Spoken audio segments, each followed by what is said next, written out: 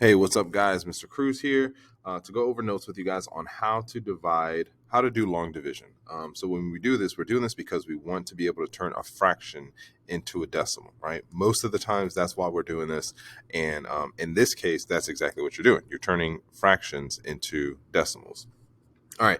So I trust you guys will be able to do this. I know that this is something that we learned back in like third or fourth grade, but we're going to refresh ourselves because it's a skill that we're going to need to know as we move forward with the unit that we're in.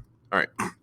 So we'll be doing long division whenever we're turning fractions into decimals, but there's a simple rule that I like to say that we always have to follow. And that rule is the king goes in the castle, right? The king always goes in the castle. And the king is the number that's on top, right? So we see the numbers that we have here on the left side.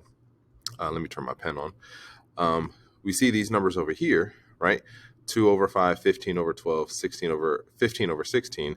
The number that's on top is the king. So when I say the king goes in the castle, this is what I mean. Whenever we do our division symbol here, the king, the number that's on top, is the one that's going to go inside there. That number is also called the numerator, all right? But that just doesn't sound as cool or fancy. So, we like to keep it, clutch around here. Y'all say clutch still? Probably not. All right. So let's go over some examples, right? So we see that the king is in the castle. So we've set this up appropriately. The number that's on top goes inside of the division symbol. Let's go over some examples here.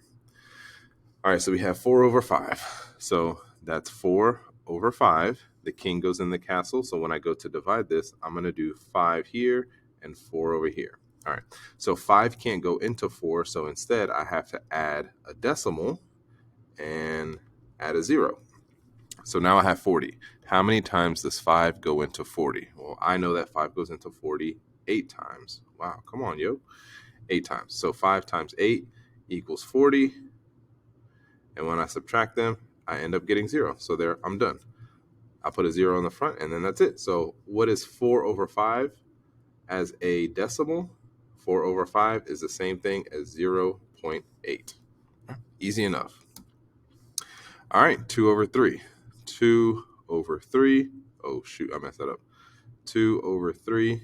The king goes in the castle, so 3 is on the outside, and we have 2 over here. That's not a decimal. I just messed that up there. All right, I'm going to put a dot because 3 can't go into 2, and then I'm going to put a 0.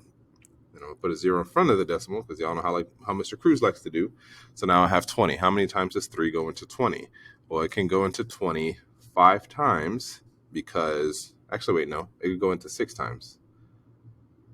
It could go into it 6 times because 6 times 3 is 18. Right? And the goal with this is I'm trying to get as close to 20 without going over. It's kind of like Price is Right rules. So 6 times 3 gives me 18. And then when I subtract these two, I end up getting 2. So then I add another 0 and I bring it down. I have 20 again. So what is going to happen here? I see that 6 is going to be repeating. So I'm going to have my final answer being 0.66 repeated. We're not going to put another 6. No, I'm not doing no bad juju here. This ain't Doja Cat. All right, next up. 4 over 9. So I have 4 over 9. 9 goes here. 4 goes here. 9 can't go into 4, so I'm going to put a 0 and add that. All right, so now I have 40. How many times does 9 go into 40? If I'm not mistaken, I do believe. Oh, wait, let me put a 0 here. It would go 4 times is the most. 4 times 9 gives me 36. And I can subtract that, and then I end up with 4 again. You see the pattern that's happening here? So this is going to happen. You have your little cheat sheet. So the reason I gave you your little cheat sheet is because there are going to be a lot of fractions that we go over that are going to be common and that we're going to see over and over and over again when we're comparing. And so that is going to help you. If you remember those or if you memorize them, then it's going to help you to be able to see 4 over 9 and know that that's just going to be 4 repeating. It's going to help you see 2 over 5 and realize that's just going to be 0.4. So there, here we go. This is just going to be repeating and it's going to keep going over and over. So then my final answer here is going to be 0.44 with the 4 repeating. All right, let's do one more example here. Yeah. So I have 1 over 8. King goes in the castle. 8 goes on the outside. 1 goes here. 8 can't go into 1. So I'm going to add a 0 decimal. 8 can go into 10 2 times. So 2 times 8. Actually, wait, no. It goes into it 1 time. What am I doing? What am I doing today? It goes into it 1 time. Oh, gosh. I'm going to just erase that part. All right. 1 over 8. 8 goes into 10 1 time. 1 times 8 equals 8.